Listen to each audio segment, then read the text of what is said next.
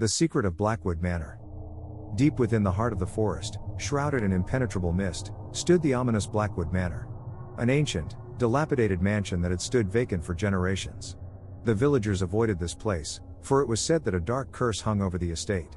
No one dared to approach the mystery of Blackwood Manor, except for Emily.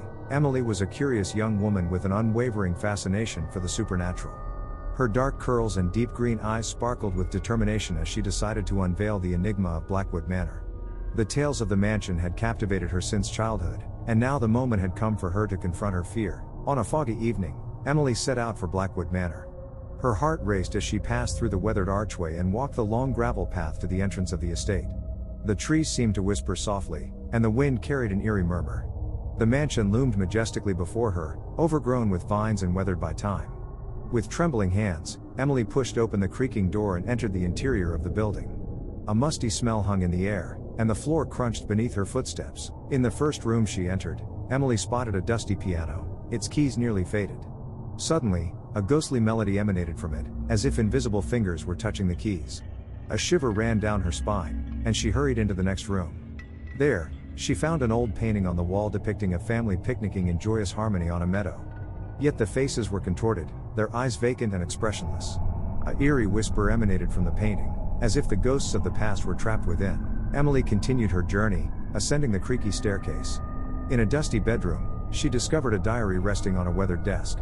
As she flipped through the pages, she uncovered the captivating story of a young woman named Eleanor, who had lived in Blackwood Manor many years ago. Eleanor recounted inexplicable apparitions that had driven her to madness and a curse that plagued her family. The more Emily read, the deeper she was drawn into the dark history of the estate. Eleanor described terrible visions in which the boundaries between reality and nightmare blurred.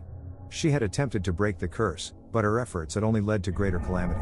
Suddenly, Emily heard a soft sobbing from the hallway. She left the room and followed the sound to a hidden door at the end of the corridor. With trembling hands, she opened the door and stepped into a secret chamber. There sat a pale, veiled figure on a chair, her eyes empty and mournful. "Eleanor?" Emily whispered as she realized the figure was the ghostly woman from the painting. The figure lifted her head, gazing at Emily with sad eyes. In a hushed, ethereal voice, she spoke, "You've come to break the curse, haven't you?" Emily nodded, her determination unwavering. Eleanor told Emily of an ancient ritual that could end the curse. But the cost was high, and Emily had to make a fateful decision. In the following days, Emily performed the ritual, accompanied by ghostly apparitions and eerie chants. The ground trembled, and the mansion seemed to come to life. Finally, a mighty storm erupted, and a brilliant light filled the room. Emily found herself suddenly in a beautiful garden, surrounded by blooming flowers and a clear sky. Eleanor stood beside her, her gaze filled with gratitude.